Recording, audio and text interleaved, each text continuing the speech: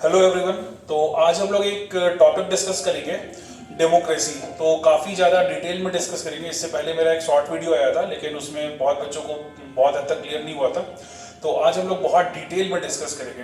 तो सबसे पहले एक बात समझो, अलग अलग कंट्री में अलग अलग फॉर्म की गवर्नमेंट होती है। अलग अलग कंट्री में अलग अलग फॉर्म की गवर्नमेंट होती है। कहीं पे मोनार्की चलता है, कहीं पे कॉन्स्टिट्यूशनल मोनार्की चलता है, कहीं पे ब्यूरोक्रेसी चलता है, कहीं डेमोक्रेसी चलता है।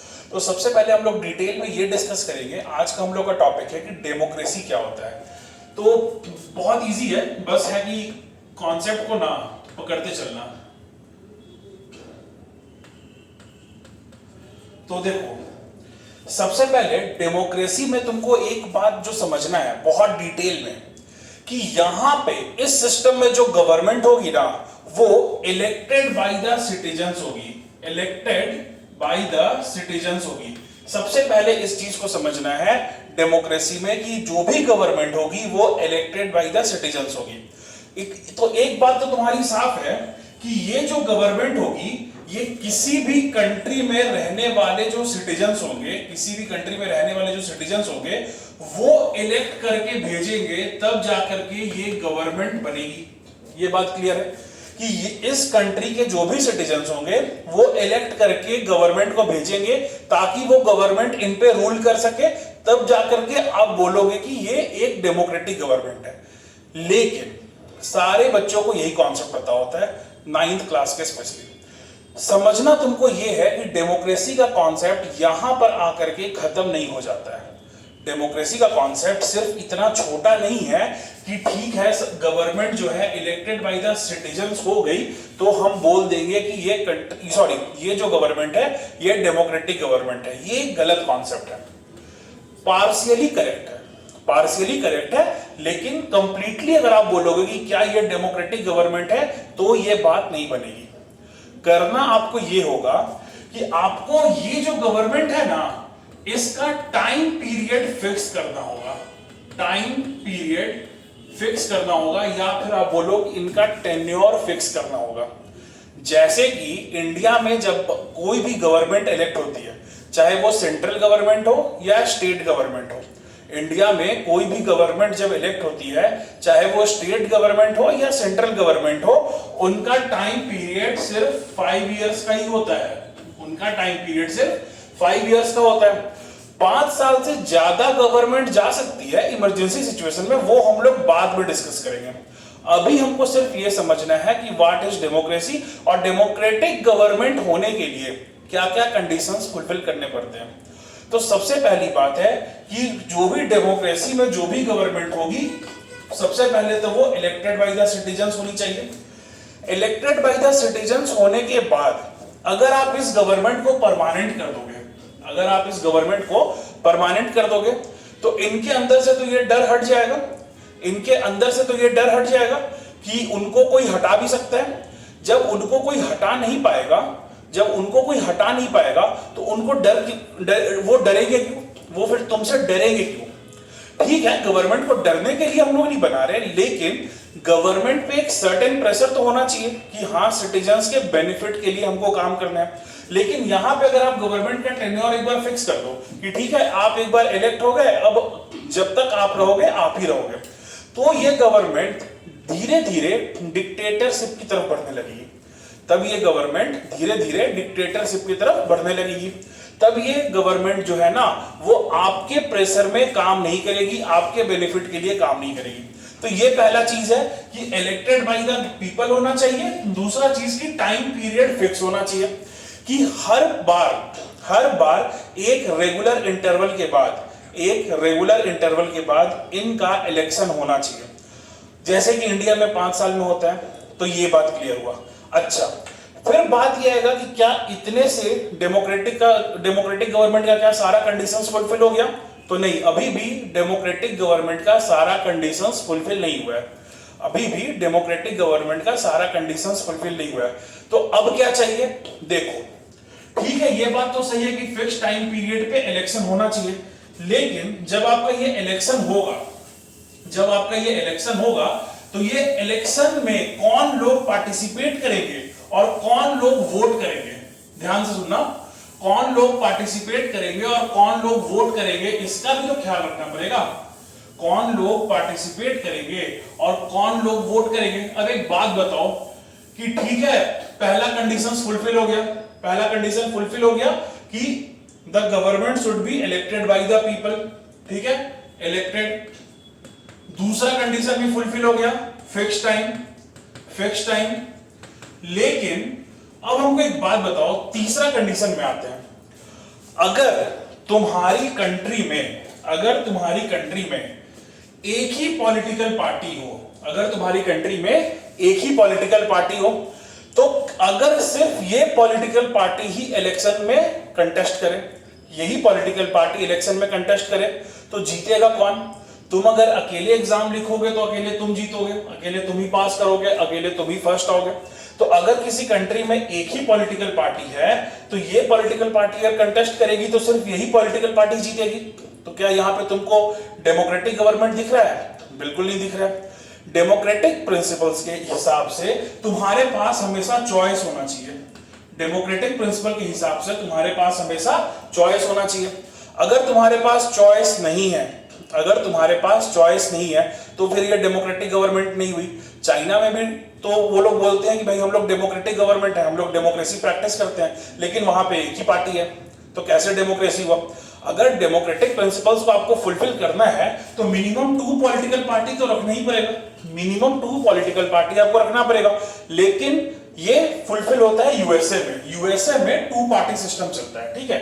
इंडिया में तो तुम्हारे पास बहुत सारा ऑप्शन है, कोई एक्स पार्टी ले लो, फिर दूसरा वाई पार्टी ले लो, तीसरा एबीसी पार्टी ले लो। हम किसी भी पर्टिकुलर पार्टी का नाम नहीं ले रहे, लेकिन तुम्हारे पास बहुत सारा ऑप्शन है। इंडिया में तो बहुत सारा पार्टी है, नेशनल पार्टी अलग, स्टेट पार्टी अलग, रीजनल पार्टी अलग।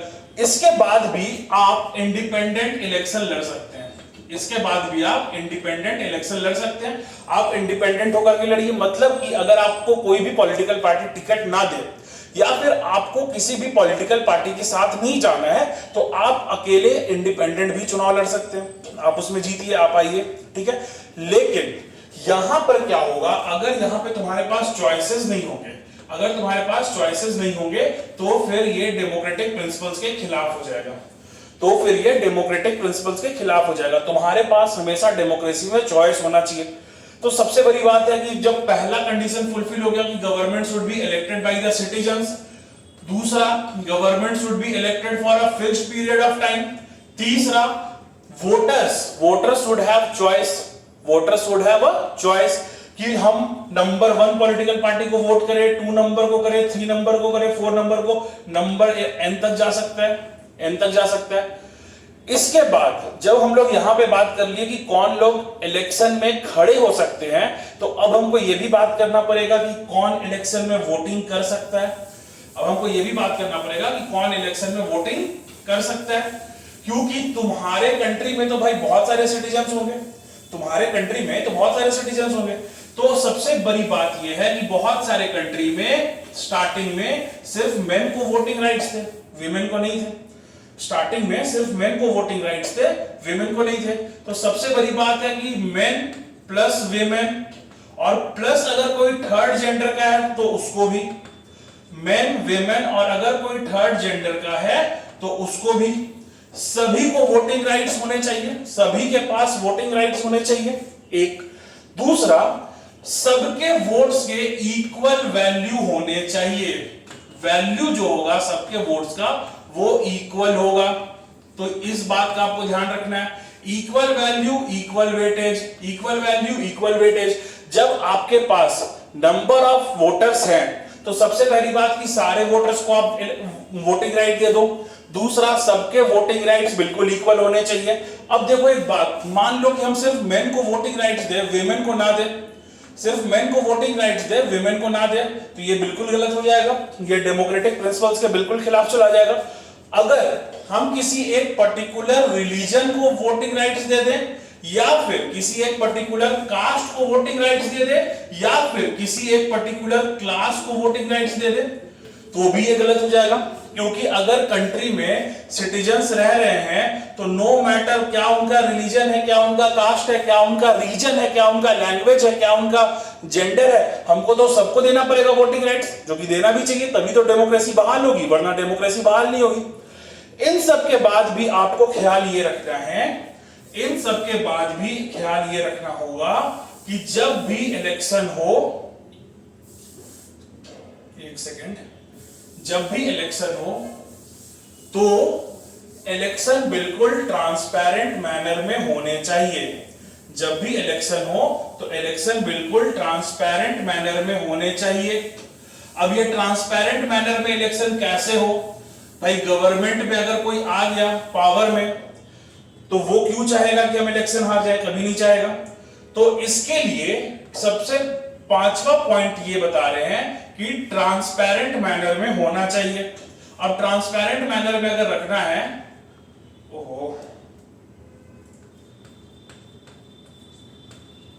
ट्रांसपेरेंट मैनर में रखना है तो एक बहुत कॉमन सेंस का बात है, अगर रूलिंग पार्टी इलेक्शन में इन्वॉल्व हो जाएगी, अगर रूलिंग पार्टी इलेक्शन में इन्वॉल्व हो जाएगी तो जाहिर सी बात है कि ये तो अपने पावर के दम पे तुम्हारे इलेक्शंस को मैनिपुलेट कर देगी, रिजल्ट्स मैनिपुलेट कर देगी। ऐसा ना हो, ऐसा ना हो, इसलिए हमारे यहां पे एक सिस्टम है इलेक्शन कमीशन, हमारे यहां पे एक सिस्टम है इलेक्शन कमीशन। अब ये क्या होता है ना, इंडिया में इलेक्शंस करवाने का जो रिस्पॉन्सिबिलिटी है वो इलेक्शन कमीशन का है। तो तुम बोल सकते हो कि क्या गवर्नमेंट इसमें इंटरफेयर नहीं कर सकती है? नहीं, बिल्कुल नहीं कर सकती है, क्योंकि इलेक्शन कमीशन को इनके पावर मिलते हैं आर्टिकल 324 ऑफ द कॉन्स्टिट्यूशन से, आर्टिकल 324 ऑफ द कॉन्स्टिट्यूशन। अब इसमें क्या होता है कि इलेक्शन कमीशन एक ऑटोनॉमस बॉडी है। ऑटोनॉमस बॉडी का मतलब कि ऐसा बॉडी, ऐसा इंस्टीट्यूशन जिस पर किसी और का कंट्रोल ना हो सिवाय उस इंस्टीट्यूशन का खुद पे। ऑटोनॉमस बॉडी का मतलब ऐसा बॉडी जिस पे किसी और इंस्टीट्यूशन का कमांड ना हो सिवाय उस इंस्टीट्यूशन के सुप्रीम बॉस के। तो इलेक्शन कमीशन पे किसी का भी कमांड नहीं होता है। इलेक्शन कमीशन को हेड करते हैं इलेक्शन कमिश्नर, इलेक्शन कमीशन को हेड करते हैं इलेक्शन कमिश्नर, और इसमें 3 इलेक्शन कमिश्नर होते हैं, इसमें 3 इलेक्शन कमिश्नर होते हैं, लेकिन इसमें से जो सुप्रीम होते हैं उनको बोलते हैं चीफ इलेक्शन कमिश्नर। मतलब कि अगर कोई तुमसे पूछे कि इलेक्शन कमीशन का बॉस कौन है तो तुम बोलना चीफ इलेक्शन कमिश्नर। तो पहला तो ये ऑटोनॉमस बॉडी है, दूसरा ये कॉन्स्टिट्यूशनल बॉडी है। पहला ये ऑटोनॉमस बॉडी है, दूसरा ये कॉन्स्टिट्यूशनल बॉडी है। मतलब कि ये अपना पावर डायरेक्टली कॉन्स्टिट्यूशन से डेराइव करता है, मतलब कि ये अपना पावर डायरेक्टली कॉन्स्टिट्यूशन से डेराइव करता है। कॉन्स्टिट्यूशन के कहां से? आर्टिकल 324 से। तो इलेक्शन कमीशन काफी पावरफुल बॉडी है। इलेक्शन को अनाउंस करना, पॉलिटिकल पार्टी को सिंबल अलॉट करना, कौन सी पॉलिटिकल पार्टी में कितने स्टार कैंपेनर होंगे, या फिर पॉलिटिकल पार्टी नेशनल पार्टी होगी या स्टेट पार्टी होगी, ये डिसाइड करना। किसी मैल प्रैक्टिसेस के गेम में अगर कोई पकड़ा जाता है तो उसको डिस्क्वालीफाई करना, रिजल्ट्स अनाउंस करना और model code of conduct impose करना, ये सारा काम होता है इलेक्शन कमीशन का। अब ये मॉडल कोड ऑफ कंडक्ट क्या होता है? मॉडल कोड ऑफ कंडक्ट ये होता है कि जब इलेक्शन होने वाला है, जब इलेक्शन एक बार होने वाला है, तो जब भी वो अनाउंस हो गया, जब भी वो अनाउंस हो गया तो उसमें गवर्नमेंट के बहुत सारे पावर सीज हो जाते हैं, गवर्नमेंट के बहुत सारे पावर सीज हो जाते हैं। मतलब कि अब गवर्नमेंट किसी भी गवर्नमेंट ऑफिसर का ट्रांसफर नहीं कर सकती है, अब गवर्नमेंट किसी भी गवर्नमेंट ऑफिसर का ट्रांसफर नहीं कर सकती, नए स्कीम को लॉन्च नहीं कर सकती, एक बार अगर model code of conduct impose हो गया। ये इसलिए किया जाता है ताकि गवर्नमेंट का पावर लिमिटेड हो जाए और इसके बाद गवर्नमेंट इलेक्शन पे अपना मॉडिफिकेशन या मैनिपुलेशन ना इंपोज कर पाए। तो इलेक्शन कमीशन ये इंश्योर करता है इंडिया में कि जो भी इलेक्शन हो, जो भी इलेक्शन हो वो बिल्कुल ट्रांसपेरेंट हो, बिल्कुल ट्रांसपेरेंट हो। इसमें किसी भी तरह का मनी पावर, किसी भी तरह का मनी पावर, किसी भी तरह का मसल पावर या फिर कुछ और गलत चीज इसमें ना यूज कर सके, इस बात का ख्याल रखता है इलेक्शन कमीशन। इलेक्शन कमीशन पूरी तरह से कोशिश करता है कि जितना भी इलेक्शन प्रोसेस हो, भले वो कितना भी रिमोट एरिया में हो, ये बिल्कुल ट्रांसपेरेंट तरीके से हो। इलेक्शन के लिए हम लोग अब यूज करने लग गए हैं EVM machines, electronic voting machine.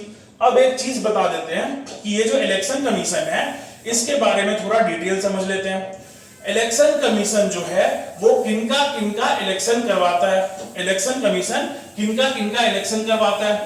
तो इलेक्शन कमीशन जो है सबसे पहले, इलेक्शन कमीशन जो है सबसे पहले प्रेसिडेंट का इलेक्शन करवाता है। इलेक्शन कमीशन सबसे पहले प्रेसिडेंट का इलेक्शन करवाता है, फिर वाइस प्रेसिडेंट का, फिर वाइस प्रेसिडेंट का, इसका इलेक्शन भी इलेक्शन कमीशन करवाता है। तीसरा राज्यसभा का, तीसरा राज्यसभा का, इसके बाद लोकसभा का, लोकसभा का,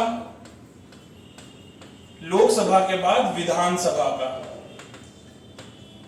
विधानसभा का। तो इतना इलेक्शन का जिम्मेदारी इलेक्शन कमीशन पर है।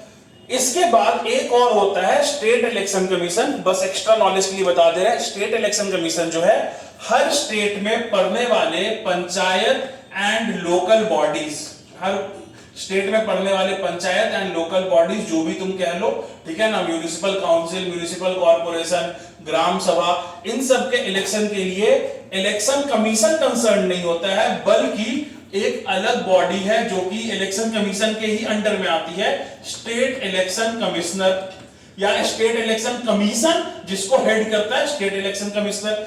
ये लोग ये देखते हैं कि हर स्टेट के जो लोकल बॉडीज है उनका इलेक्शन पूरे एफिशिएंसी और पूरे ट्रांसपेरेंसी के साथ हो सके। अब जब हम लोग डेमोक्रेसी डिस्कस कर रहे हैं तो डेमोक्रेसी में इतना चीज जब तुम्हें मिलेगा, इतना चीज तुम्हें जब मिलेगा तब जाके तुम कह सकते हो कि हाँ डेमोक्रेटिक गवर्नमेंट है, लेकिन कुछ और चीज छूट रहा है, उसको भी डिस्कस कर लेते हैं। सबसे पहले अगर कंट्री डेमोक्रेटिक है, गवर्नमेंट डेमोक्रेटिक है, तो आप अपने गवर्नमेंट से क्वेश्चन पूछ सकते हैं, आप अपने गवर्नमेंट से क्वेश्चन पूछ सकते हैं, प्रोटेस्ट कर सकते हैं, लेकिन रीजनेबल प्रोटेस्ट होना चाहिए, वैलिड प्रोटेस्ट होना चाहिए, with permission of competent authority आप प्रोटेस्ट कर सकते हैं। और इसमें ध्यान ये रखना है कि हमेशा पीसफुल प्रोटेस्ट करना है, हमेशा पीसफुल प्रोटेस्ट करना है, किसी भी तरह का तोड़फोड़ या किसी भी तरह का जाम या किसी भी तरह का दंगा फसाद वाला प्रोटेस्ट नहीं करना है, वरना आप पे लीगल एक्शन होगा। प्रोटेस्ट करना आपका राइट है, लेकिन कॉम्पिटेंट अथॉरिटी को इन्फॉर्म करके उनसे ड्यू परमिशन लेके वो जिस जगह पे बताएं, वो जितना टाइम बताएं, उस समय पे जिस तरीके से वो बताएं, उस हिसाब से आप अपना प्रोटेस्ट कर सकते हैं। और हमेशा ध्यान रखना है कि आपका प्रोटेस्ट हमेशा पीसफुल होना चाहिए। तो अगर डेमोक्रेटिक कंट्री में आप रह रहे हैं तो आप अपने गवर्नमेंट से क्वेश्चन पूछ सकते हैं। दूसरा, गवर्नमेंट का कोई भी मोनोपोली नहीं होना चाहिए इलेक्ट्रॉनिक मीडिया पे, गवर्नमेंट का कोई भी मोनोपोली नहीं होना चाहिए इलेक्ट्रॉनिक मीडिया पे, क्योंकि अगर गवर्नमेंट का मोनोपोली हो जाएगा इलेक्ट्रॉनिक मीडिया पे, किसी पर भी, न्यूज़पेपर पे, न्यूज चैनल्स पे या सोशल मीडिया पे, तो गवर्नमेंट आपके थिंकिंग को मैनिपुलेट करने का कोशिश करेगी, गवर्नमेंट आपके थिंकिंग को मैनिपुलेट करने की कोशिश करेगी। मतलब कि each and every person is free to speak whatever he wants in a reasonable manner. Every person is free to speak whatever he wants in a reasonable manner. ऐसा नहीं है कि आप कुछ भी बोल दो, किसी को गाली दे दो, वैसा बिल्कुल नहीं है। आप गवर्नमेंट को क्रिटिसाइज कर रहे हो तो बिल्कुल सही तरीके से, सही शब्दों में और बिल्कुल एक वैलिड पॉइंट पे क्रिटिसाइज करना है, बिल्कुल गलत तरीके से या फिर मतलब गलत शब्दों का उपयोग करके ऐसा नहीं करना होता है। तो ये बात आप समझ गए। अब देखते हैं कि जब डेमोक्रेटिक गवर्नमेंट में हम लोग रह रहे हैं, जब डेमोक्रेटिक गवर्नमेंट में हम लोग रह रहे हैं तो इसके कुछ मेरिट्स होंगे, कुछ डिमेरिट्स होंगे, इसके कुछ मेरिट्स होंगे, कुछ डिमेरिट्स होंगे। तो सबसे पहले हम लोग देखेंगे कि इसके मेरिट्स क्या है, इसके मेरिट्स क्या है। तो मेरिट्स में ये आएगा सबसे पहली बात कि गवर्नमेंट कभी भी कोई भी ऐसा काम नहीं करेगी, गवर्नमेंट कभी भी कोई भी ऐसा काम नहीं करेगी जो कि सिटीजन्स के लिए हार्मफुल हो। गवर्नमेंट कभी भी कोई भी ऐसा काम नहीं करेगी जो कि सिटीजन्स के लिए हार्मफुल हो, क्योंकि फिर एक रेगुलर इंटरवल के बाद गवर्नमेंट को जाना है इनसे वोट लेने। तो गवर्नमेंट हमेशा यहां पर अपने इमेज का ख्याल रखना चाहती है, हमेशा वो कुछ ना कुछ प्रोडक्टिव करना चाहती है जिससे कि सिटीजन्स के बीच में गवर्नमेंट का इमेज अच्छा बना रहे। दूसरा, आप अपनी गवर्नमेंट को हमेशा क्वेश्चन कर सकते हैं, क्रिटिसाइज कर सकते हैं। आप अपनी गवर्नमेंट को हमेशा क्वेश्चन कर सकते हैं या क्रिटिसाइज कर सकते हैं। इसके लिए आप पर लीगल एक्शन नहीं होगा अगर आप बिल्कुल लीगल तरीके से ऐसा करते हैं। तो क्रिटिसाइज करने का मतलब ये नहीं हुआ कि किसी को आप गाली दे दीजिए या फिर बिना वजह दंगा फसाद करा दीजिए या फिर कुछ वैसा काम जो कि कानूनी दायरे से बाहर है। तो आप बिल्कुल तरीके से क्वेश्चन कर सकते हैं।